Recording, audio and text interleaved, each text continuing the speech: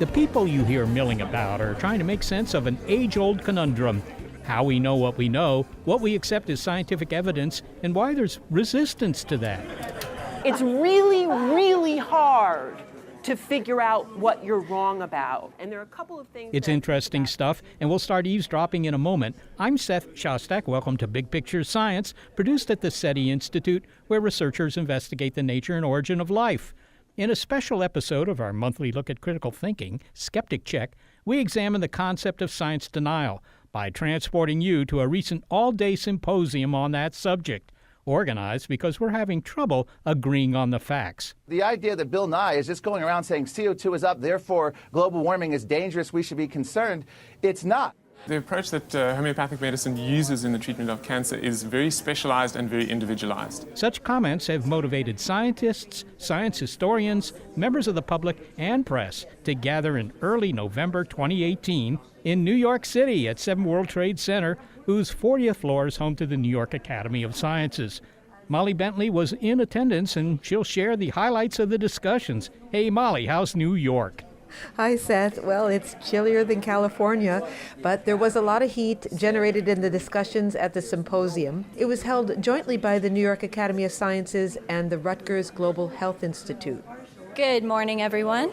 It is my great pleasure to welcome everyone here in person and via live stream to Science Denial, Lessons and Solutions. And as you know, Seth, anti-science beliefs are not new. Right. Just ask Galileo how his support for the Copernican model of a sun-centered solar system went down with the Spanish Inquisition. Exactly. But as one conference organizer said, things feel different these days. Yeah, well, anti-science seems to have gone off the edge, literally. We even covered a flat Earth convention recently. That's right. It has gotten extreme, but the organizers of this science denial conference weren't addressing the stranger outliers of science denial, as startling as they can be, but on the issues that bear on global health. My name is Dr. Melanie Brickman-Borchard, and I'm Director of Life Sciences at the New York Academy of Sciences. So we wanted to take that facet and explore it in depth, from looking at things like HIV or climate change, which has an impact on our health, of course, as well, to smoking, to all the other areas that this can impact us on a day-to-day basis. Is there a way to categorize the people who are resistant to the facts of science, or something that links them all together? I would say there is no way to link people together who do not believe in science, because for most people, it's not that they categorically reject science. It might be that they believe in climate change, but they don't believe in GMOs. You know, there's different facets where their own guts are going to say, I believe in this, but not that. Conference co-organizer, Harvard medical historian Alan Brandt, said that there's a need to develop smarter approaches. So we're really hopeful that this isn't just a one-off meeting, but this is really getting together a group of people who will think hard and critically and develop strategies that can be implemented to really impressively reduce science denial in the interest of human health. Let me offer some examples of current science denial presented here. The fear that vaccines do more harm than good. If climate change is really happening, well, it has nothing to do with man-made carbon dioxide.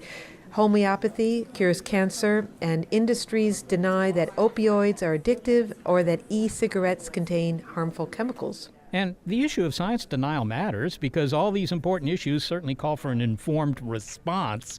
Now, this is public health, after all. Hi, my name is Nancy Toms, and I'm a professor of history at the State University of New York at Stony Brook. So the definition of denialism is where you are refusing to accept a theory or a fact for which there is overwhelming scientific evidence. And I think that's a key distinction. There are a lot of areas of science in our everyday life where there is discussion, debate, controversy. You know, does fiber improve in your diet, and do fish oil pills make you feel better? Where you can find lots of different opinions. When you go and look at the scientific evidence that the HIV virus causes AIDS, it's a different order of proof and a different order of credibility. So we tend to use the term denialism for areas of science where there's a strong consensus, and yet you still have people who will deny it. Well, that's a pretty clear definition of science denial. Yes, but ironically, the use of the term science denial was a point of contention right off the bat here at the Science Denial Conference, even with the keynote lecturer at the event. I spoke with her about her presentation.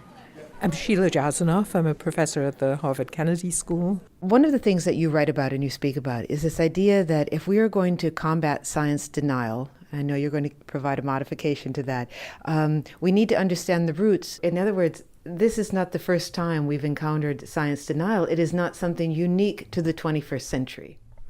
Well, the thing called science denial is not unique to the 21st century. Persisting in calling it science denial, though, is something that may be unique to the here and now. People have been skeptical about science's findings about all kinds of things from a long time ago. So in this country, one of the earliest examples is the skepticism about the theory of evolution, which no matter how much authority people find behind Darwin's initial claim, and no matter how strong the corroborating evidence becomes from much more modern studies in the life sciences, there still remains a stubborn and not decreasing body of thought in the United States that says that this is not how the human species or speciation came into being. But nobody called that science denialism. They called it creationism. They called it anti-evolution. They named it with very specific things. It's more a product of now, especially in response to climate change, that people want to group all of that together and say that it's science denial. And I understand that you have issue with the term science denial, that you'd prefer we not use that term. Why? So I think that the term is, first of all, politically ill-conceived because it immediately places some people in the position of being the true knowers and other people in the position of denying the truth. So to the extent that science wants to preserve its authority, it has to find a way of talking about it that doesn't depreciate other people by saying you just don't know enough. Now, if some of it is semantic, is there another term that you would use, or how would you describe then this resistance to some of the findings, the conclusions of science? Well, first of all, I myself resist things too, and I resist saying that what people are resisting is the findings of science. I think people, to some degree, are resisting the ways in which certain kinds of science have been done, such that they don't have faith in the credibility of that science, and people are resisting science that acts as if it is free from political factors and political influence when they see very clearly, or think they see very clearly, that the science is shot through with politics from the moment of its inception to its political affiliations and what kinds of interests it serves in society. Well, to get to the title of your talk at the Science Denial Conference, it is denial or distrust on not solving the wrong problem. And what do you mean by that? There's a difference between denial, science denial, and distrust. So I think that if you say science denial is the problem, then you're saying that the problem is a matter of knowledge. It's a matter of public knowledge. And almost inevitably, it flows as a recommendation that we should take the denialists and teach them more science, or teach it to them in a way that they really get and that they won't deny it anymore, because, of course, the science is solid. But if the problem is that people don't trust the scientists, it's not the fact, but it's who made the fact and by what processes and through what accountabilities, then it becomes a problem of trust, not of knowledge.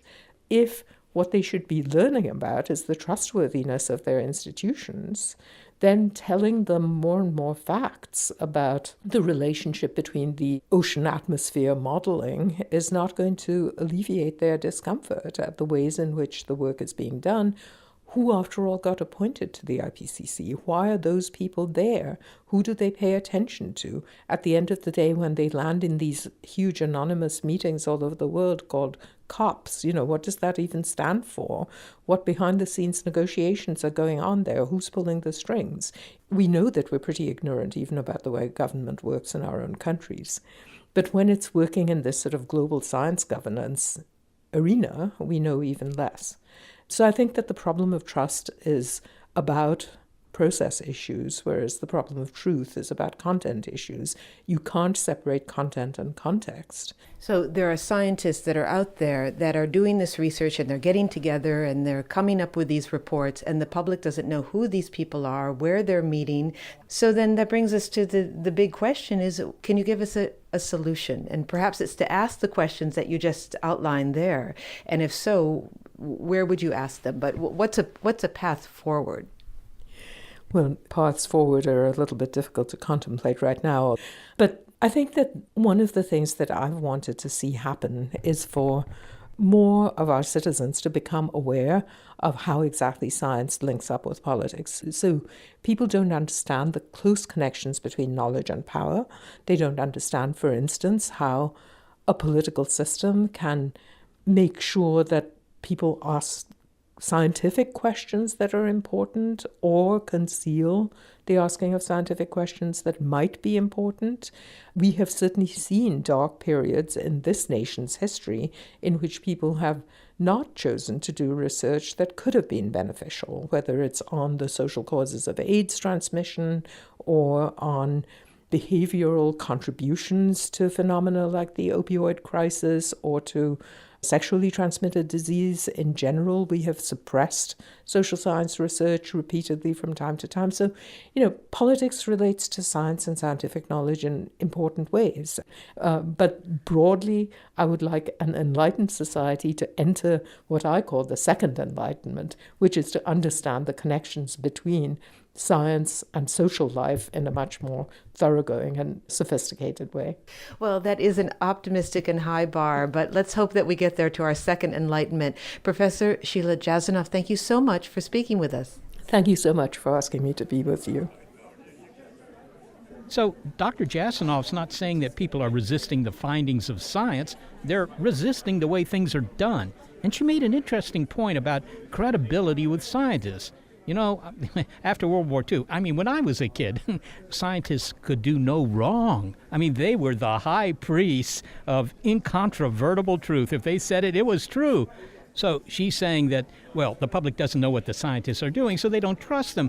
But what are the other reasons that there's science denial flourishing today, like, mold on an overripe cheese? Well, a lot of this is about the lack of trust in our current social climate. What was mentioned was the high levels of generalized public anxiety about the state of the world, intense ideological polarization, and something else, which I know gets blamed for all our ills, but the internet. The easy availability of information means that everybody can do their own research, which Dr. Tom says historically has been an American virtue. In a way, you can say Americans created a climate by valuing the democratization of science. That goes back to very early principles in the United States. Benjamin Franklin, Thomas Jefferson. It was the duty of every good American, at least if they were white and male, to appreciate science, to learn how it could improve everyday life. So there was an assumption that you should try to be educated, enlightened around at least practical science. So we have a very strong do-it-yourself element in our cultural DNA. So many today might think we don't need the scientists. But the facts are not everyone is qualified to make, sense out of scientific information, despite how they might feel about that. Exactly. And as someone at the conference said, the beauty of the internet is you can look everything up, and the horror of the internet is you can look everything up. It's changed the rules of engagement, and it's emboldened some people to consider the very fact that their ideas are going against scientific consensus as evidence of their originality. Rather see it as the indication of their intellectual courage, often comparing themselves to Galileo. But of course you should keep in mind that our brains didn't evolve to make sense of the world based on science. We evolved to make decisions based on gut feeling and instinct, honed for survival on the dangerous savannas. Well, exactly. And in fact, one of my favorite comments on that theme came from Washington Post reporter Tamar Haspel during her panel discussion. We look back 400 years, and 97% of the Academy thought that bloodletting was the best way to handle fever. And You know, we think, oh, those poor schlubs. But like 400 years from now, we're the schlubs. And so did they discuss how we're all kind of susceptible to confirmation bias? You know, when something happens that seems to confirm a belief you already have. For example, you know, walking around in the cold without a jacket will give you a cold.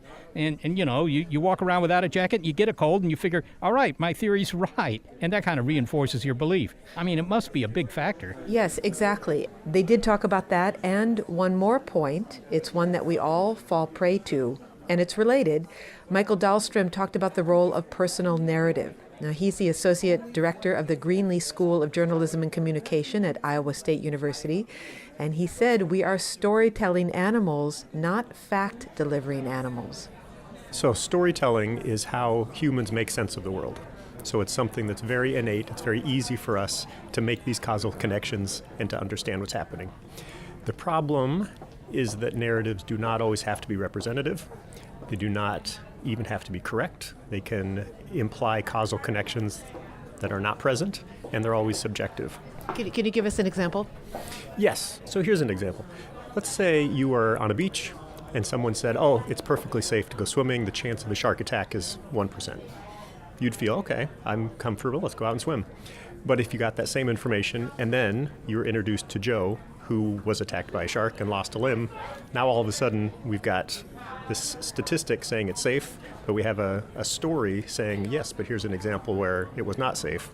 Chances are you're going to go back to the hotel because you perceive that risk because of the story. But it's two different ways of understanding the world. So one is general abstractions. In general, this is true, but then what does that mean at my particular level? And that particular level is the story. So one example would be climate change.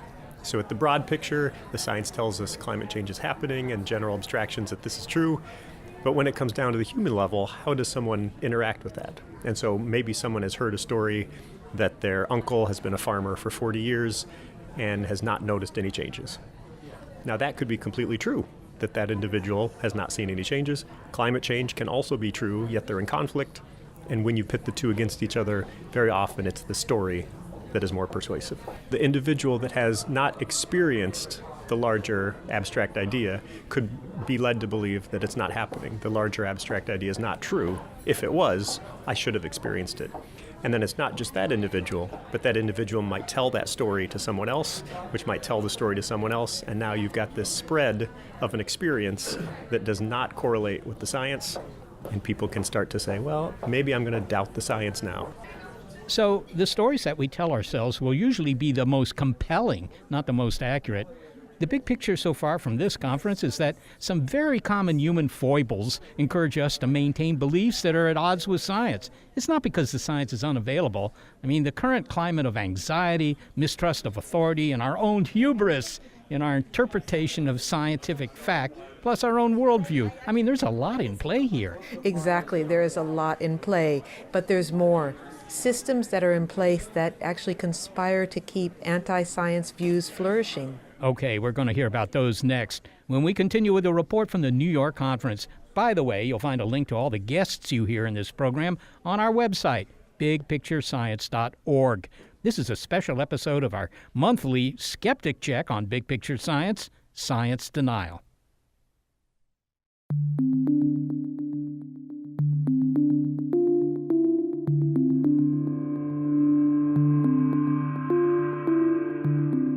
We're talking about the factors that contribute to science denial in this episode of Big Picture Science, factors that were discussed in a conference held in November 2018 called Science Denial, Lessons and Solutions, organized jointly by the New York Academy of Science and Rutgers Global Health Institute. And Molly was there. Well, we've been talking so far about the role of, you could say, personal foibles and how they influence how we accept scientific evidence. But the attendees here identified other contributors to science denial, powerful systems in place that make thinking about science issues even more challenging. The first is the darkest. It is the strategic resistance by groups that have a self-interest or an economic reason to deny what science has to say. The medical specialist stated, "It is my opinion that subjects examined by me were not adversely affected by smoking the cigarettes provided." Remember this report and buy Chesterfield. Hey, I remember those commercials. The idea that smoking was even good for you. They would improve your health. Hard to believe, but cigarette commercials have been banned now for 50 years. Harvard medical historian Alan Brandt reviewed tobacco industry documents for his book, Cigarette Century, and he reminded us here at this conference that the strategy of manufacturing doubt about the detrimental health effects of cigarettes was adopted by the fossil fuel companies when they needed to manufacture doubt about the evidence of climate change. In some ways, I think the history of science denial really starts with the tobacco industry. And when a lot of scientific data came out showing that smoking was linked to lung cancer, the industry had to figure out a way to respond. And the way they responded was trying to encourage doubt, uncertainty, and ignorance about the product, as opposed to acknowledging the scientifically demonstrated harms of using cigarettes. So the tobacco industry really invented a strategy that many other industries and firms that have an interest in denying science would later follow. Now, as we listen to you explain the strategy of how the companies did this, what issues should we keep in mind today that are unfolding where some of the same strategies are in the process of being applied? Climate change would be an excellent example. Sugary beverages would be another major example.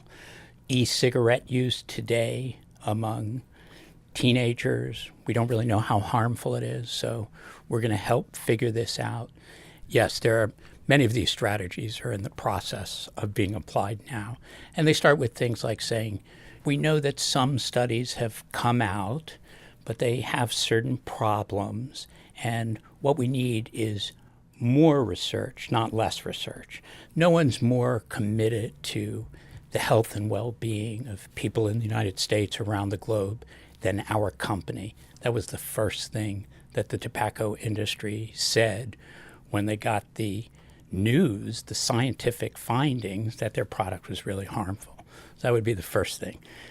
And there are others related to that, which include intensive political lobbying, where then our elected representatives say, well, we don't really know, so we can't regulate that particular risk. There are a lot of scientific fronts, so people will say, well, I'm from the organization to investigate climate change, and our findings are uncertain about whether this is a significant risk to human populations. And these are paid for by big industry, but they have the appearance of being independent and important. So they really exploited this notion of constructing uncertainty using science and using scientists that were funded by the industry. And this is an elemental aspect of what today we call the tobacco industry playbook. That idea of manufacturing doubt in the case of climate change, you're saying is a page right out of the playbook of big tobacco. And why is it so effective, seeding the public mind with that little bit of doubt? Well, these are often things that are of concern and anxiety. So doubt becomes a very valuable strategy for an industry. So studies come out, and actually, very much like climate change, there was a good deal, a very significant consensus that smoking caused lung cancer. So there are sort of two questions, can you erode that scientific consensus? Well, there are more than one side to this. There are scientists who don't agree with those findings completely. We need more research. And then in the case of tobacco smoking, much as it is in climate regulation and concerns about climate change, people say, well, I think there's a debate about that. But in the face of a debate as opposed to scientific knowledge, people are much less willing to, for example, change their own behavior. People say, well, you should stop smoking.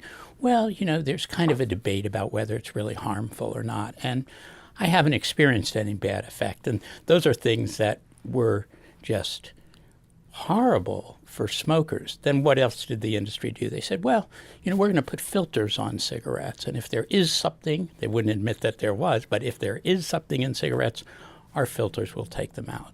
And the industry knew that filters were ineffective for reducing carcinogens. But the production of filtered cigarettes, again, reassured smokers. So this is a form of reassurance through denial. Climate change isn't as bad as, the naysayers say it is. Tobacco's not really as harmful as some of the public health people say it is. So planting doubt is crucial. And psychologically, it works well if you want to continue that behavior.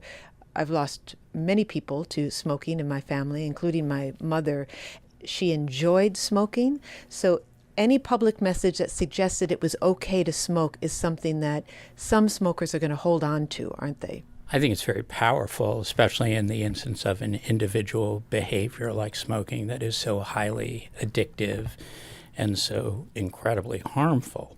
So smokers need a form of saying, I'm really not harming myself the way some people say it, and they needed a way to rationalize their use of a highly addictive and dangerous product, and the companies kept providing one.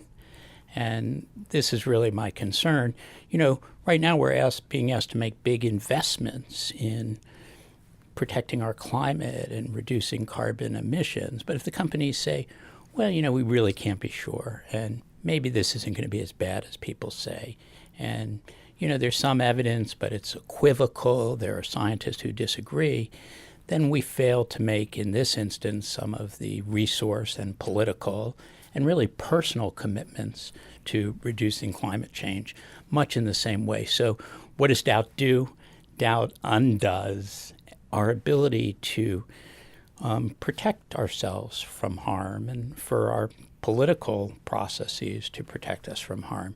That was really true in the case of cigarette smoking. The Congress did next to nothing for really 20, 30 years to protect the American public from smoking because in addition to the doubt, they then used this sort of information of doubt and their communication systems to lobby Congress really intensively. And then Congress people would get up and say, well, we don't really know. But as you said, it wasn't just the companies that were saying there may not be a link between smoking and disease.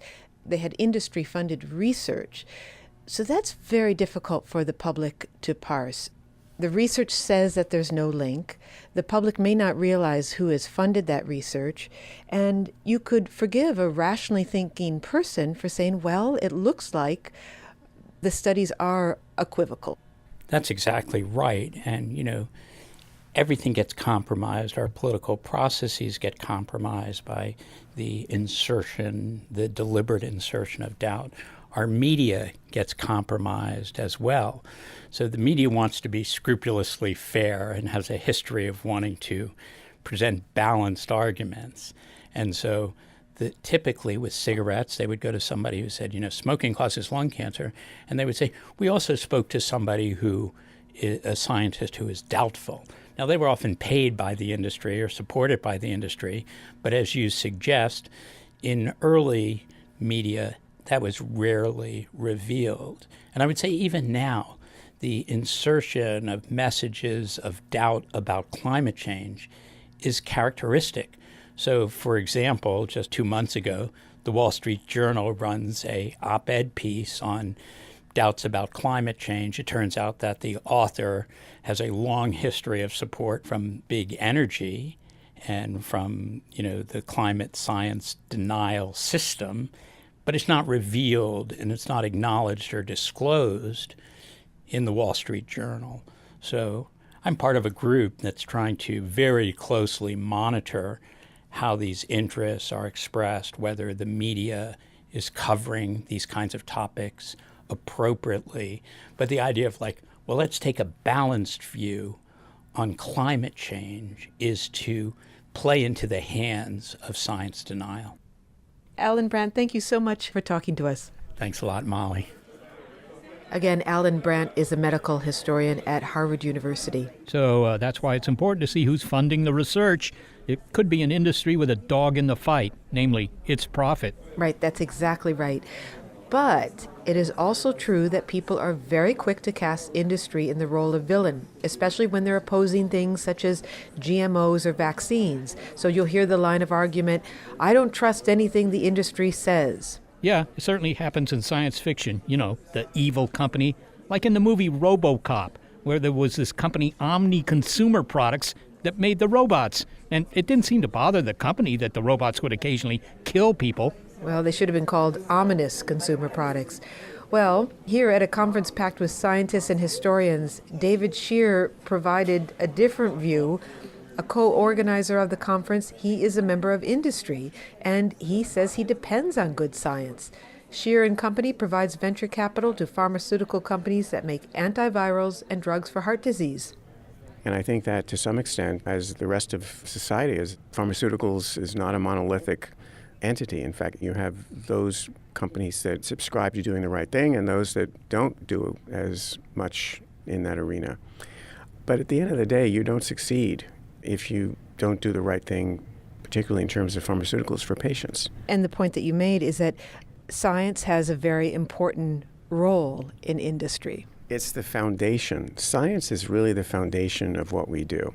And we depend upon the robustness of the scientific platforms that we hope to build upon and translate from. We want to really sort of be operating in the most robust fashion. Evidence-based decision-making in terms of what we advance, what we do, what drugs we put in the clinic, how we report the information, and ultimately the way in which we would want to commercialize. Well, blaming Big Pharma, for example, I mean, that's certainly easy, and it's comforting to have someone to blame, but it's just too simple. I mean, you certainly don't blame them for the antibiotics that just saved your life. We have a second framing device that plays a role in science denial, and that is how the media presents the science in their effort to present balanced arguments, for example. Right. If you present the opposite point of view, when there is, in fact, science consensus, well, you create what's called a false equivalency. Right. So you go and interview the one guy that doesn't agree with the scientific consensus and put him up on television or in your newspaper article, and then you call it balance. And some media outlets seize on that to exploit their love and the public's love of controversy. And then transferring those jobs to China and India, how is that going to save the planet? You should be ashamed of reading such propaganda lines or not even thinking this through. That's not propaganda. Jeff, let me, but, all right, hold on for a second. second. Hold on. Wait. Well, there's one more framing issue that was mentioned that is nearly insurmountable when it comes to evaluating scientific evidence, and that is this climate of us versus them. Matthew Nesbitt is a professor of communication and public policy at Northeastern University, and he says that the term science denial is more than just off-putting. It's a fighting term.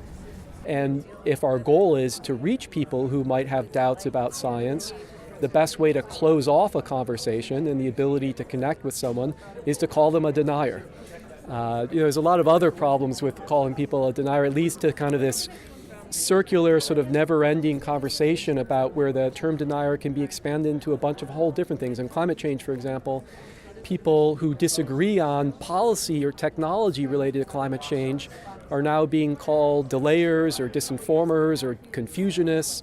James Hansen, one of our leading climate scientists who advocates for nuclear energy as a clean source of energy, he's been referred to as engaging in a new form of denial, denying that 100% renewables is all that we need. So it immediately works us into this never-ending cycle of us versus them, creating tribes within tribes. Though it gets people's attention and it activates emotions, what we need instead of negative emotion is we need opportunities for connection and dialogue, and that cuts us off from it. And there's more. Pursuing this line can backfire by creating anti-science positions where none previously existed.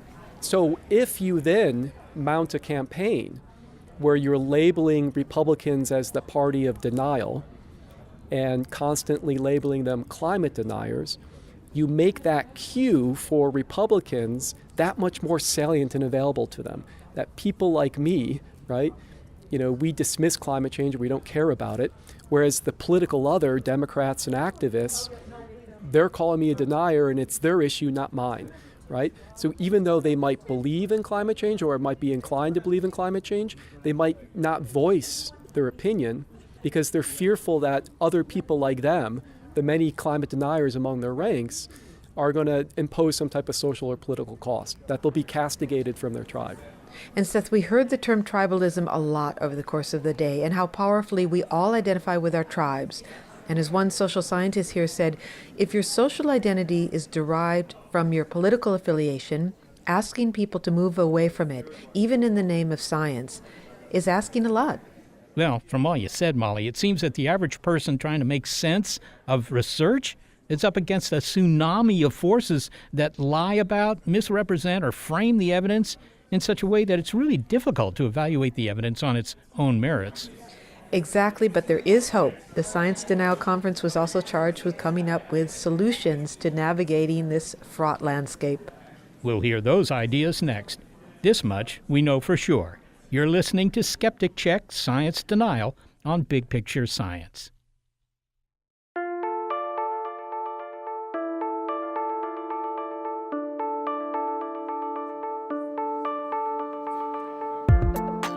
We're talking about science denial. In this episode of Big Picture Science, drawing on insights shared at a conference on the subject at the New York Academy of Sciences. And Molly was there. And now we come to talking about solutions. What was proposed, Molly? Well, when we got around to the topic of solutions, we were reminded that there is a certain percentage of people whose minds you're never going to change. As you well know, Seth, something like 30% of Americans have disbelief in many of the very well-established claims of science, and that number never budges.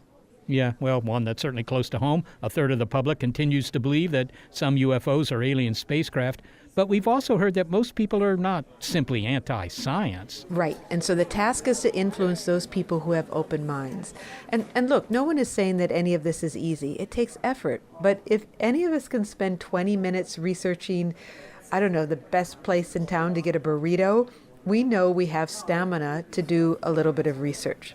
And personally, I like the no-nonsense advice that David Shear gave when he was asked the question of how the public should think about difficult scientific issues. He said, think like a venture capitalist. I think it's important to listen to both those who are supporters of a position and those who are maybe opponents. Sometimes, though, it's difficult for members of the public to be able to critically evaluate some of the scientific issues that are in play. Part of what one does in venture capital and what one does in company building, as I've done in my career, is you always look at who is offering the expertise. What is their track record? What have they been able to accomplish, whether it be in science or in business, whatever? And do they have credibility? Do they have integrity? And that's why it was said in the conference today that you want to go to the best people you can, those who not only are supportive of some idea, but those who might be sort of offering the contrary point of view. Keeping in mind financial and ideological conflicts of interest. Right. But here's a specific example that was given about how to make conversations about science more accessible. And that had to do with conversations with parents about vaccinating their children. Statistically, the belief that vaccines are not safe for children is held only by a small minority. Health experts said that the trend is good. Child vaccination rates continue to go up. However, while few parents are anti-vaccine, many parents have questions about vaccines. Pediatrician Amanda Dempsey made the point that when those questions are ignored, they're not taken seriously, those parents are candidates to become science denialists. We found that there's a lot of parents who, while they do vaccinate, they have some views that suggest that that might not always be the case for them, and in the future they might become one of those parents who decide not to vaccinate. So it's important for scientists to answer those questions and not just say, well, vaccines have been proven safe.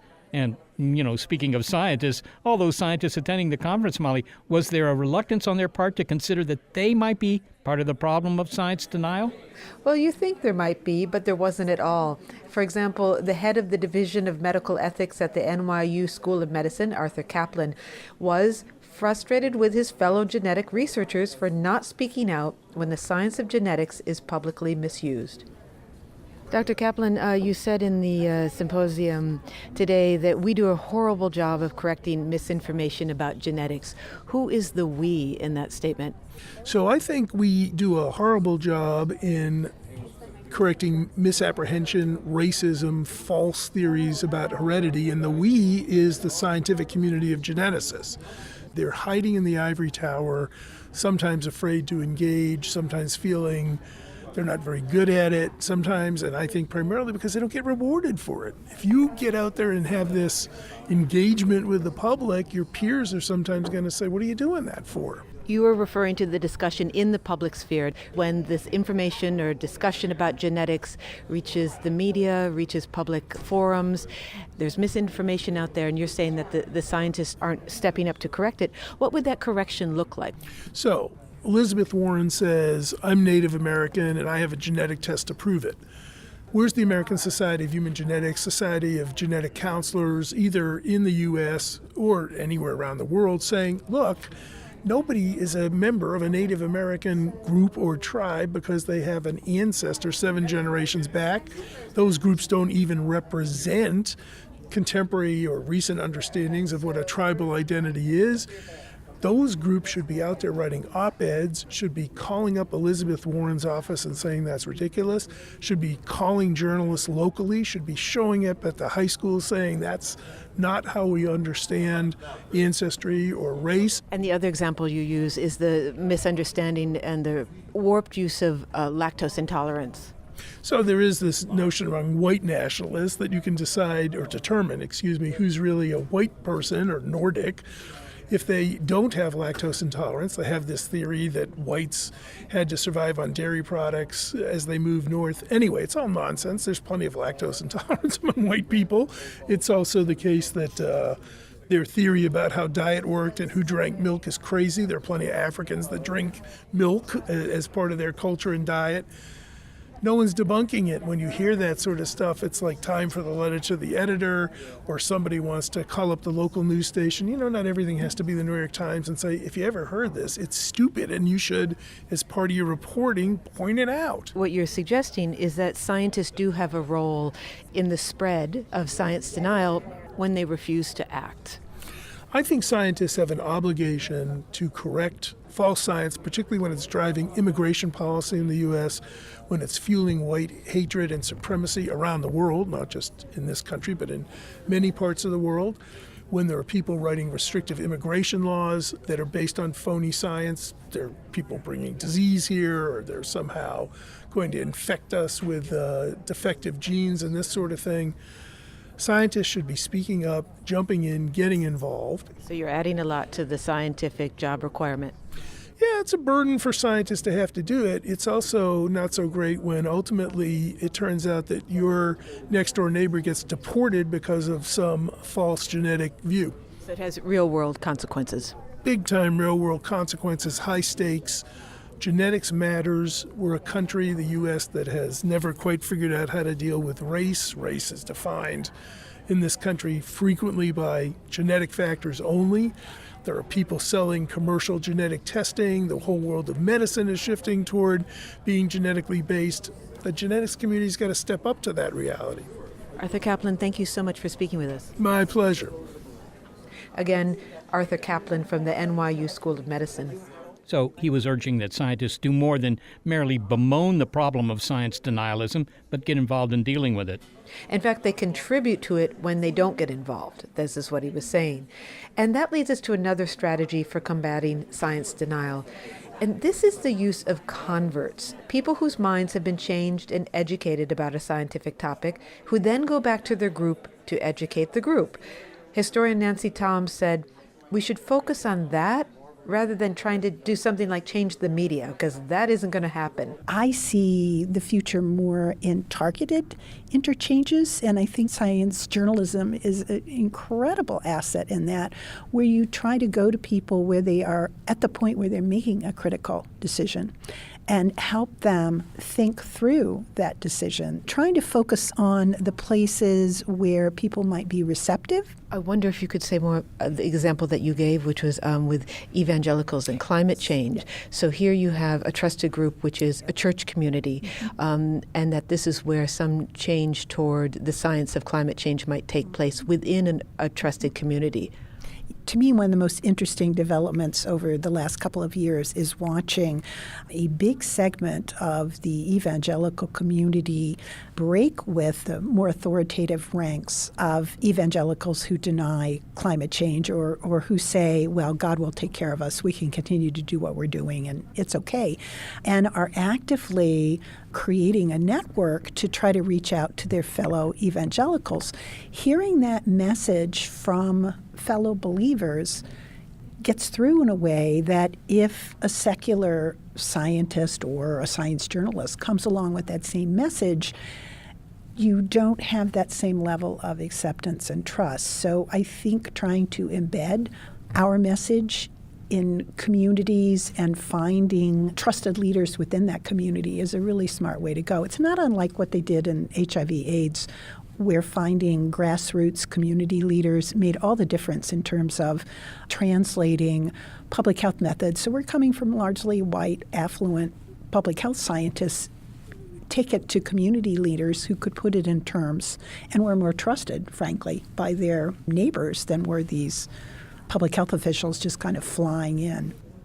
Well, clearly you're more likely to accept an argument presented by a peer that you already trust. And perhaps one of the most riveting talks that caught everyone by surprise was from Jerry Taylor, a former member of the conservative Cato Institute and a former self-described climate change denier, whose job was to refute the scientific arguments for climate change, and whose mind was changed, he said, when he ran out of responses to the scientific evidence. He talked about the value of being a former Republican who could talk to other Republicans because he understood where they were coming from.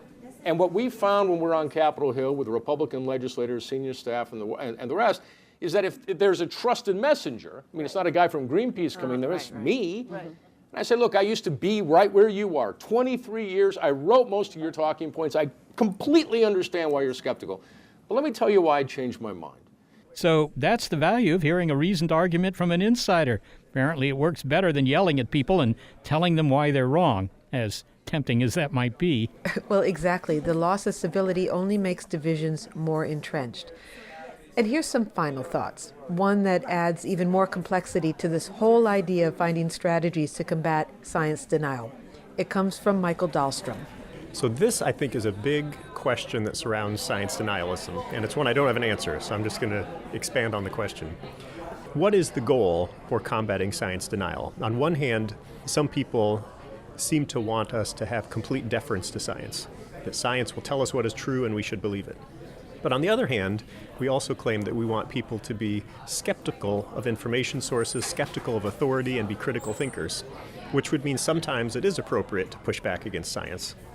And that's also a goal. So what is it that we want to achieve regarding science denial? I guess it's somewhere in the middle, but depending on who you talk to, might lean one way or the other. Michael Dahlstrom makes an excellent point. You want people to be skeptical. On the other hand, you want them to also value the conclusions of science. Well, now I'll leave you with this. This final thought came from a journalist at the conference who said to remember that when you tune into a news source and you hear an argument from what you consider to be the other side, talking about science in a way that is cherry-picking scientific data, usually what's being said is not a lie. It's not that the information is false, it's that it's incomplete. And that is a good way of summarizing the message at the Science Denial Conference, with the exception of some salient historical examples. A lot of the discussion about science falls short, not because the information is fabricated or unavailable, but because, for the many reasons we heard today, the big picture is incomplete. Thanks for your coverage, Molly. See you back in California soon. You're welcome, Seth.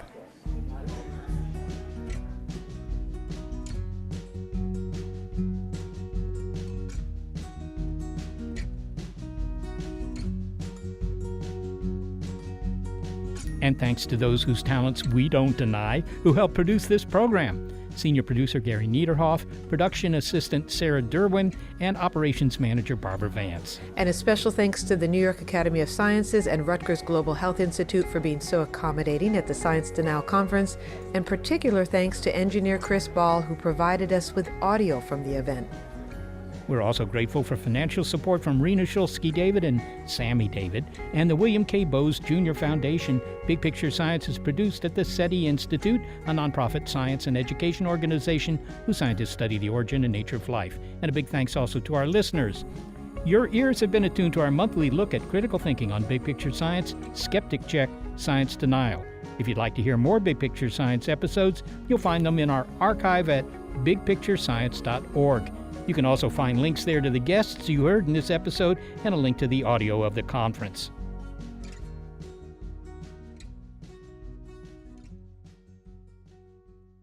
Skeptic Check is brought to you thanks to a generous grant from the Trimberger Family Foundation. At the Trimberger Family Foundation, we hold that skepticism is a lamp that lights the way to truth. You don't need to be a scientist to hold that lamp. Look for evidence. Keep on thinking. Trimberger.org.